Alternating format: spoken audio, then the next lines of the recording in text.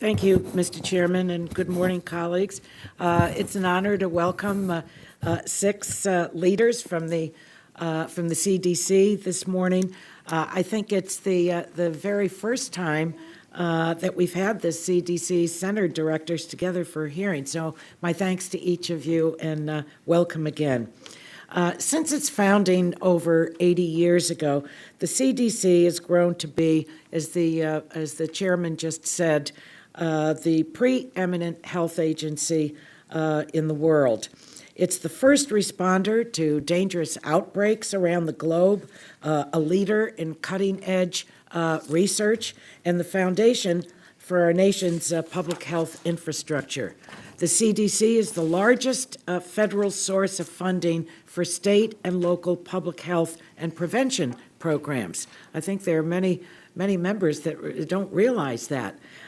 With over 80% of the funding we provide to the CDC distributed directly to state and local public health programs. So when the CDC is strong, so are our communities strong. Yet there's, I think, a serious mismatch between our public health investment and our nation's public health needs. The U.S. spends more than $4.5 trillion and $14,000 per capita on health care in 2022, but only $19 per person on public health. The pandemic exacerbated this mismatch. Congress poured tens of billions of dollars into the CDC and local public health. But since then, budgets have been slashed. These boom and bust cycles where we overspend during an emergency and underspend to improve basic biosecurity tools leave our data systems and public health workforce fragile and unprepared. The current House Appropriations Bill to fund the CDC for 2025 continues this trend by cutting the agency's funding by $1.8 billion, a 22% reduction from the previous year. The bill also eliminates key CDC programs that our constituents rely on, including the Center for Injury Prevention and Control, home to programs that protect women, children, and families from domestic abuse, sexual violence, and gun violence.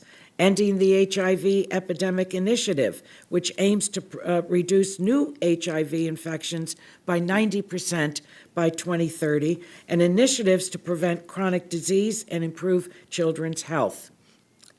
Over 160 medical and public health organizations oppose these cuts because they would severely weaken our public health infrastructure and put millions of Americans at risk.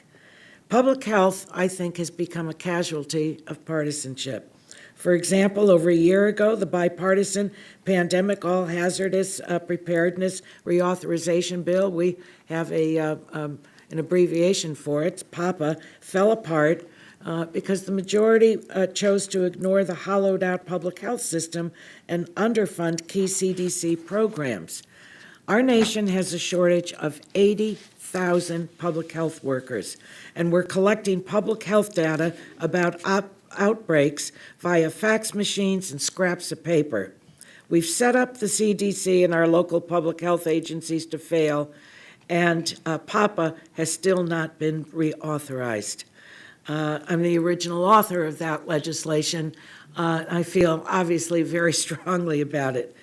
Strengthening public health has been my North Star over my entire tenure in Congress.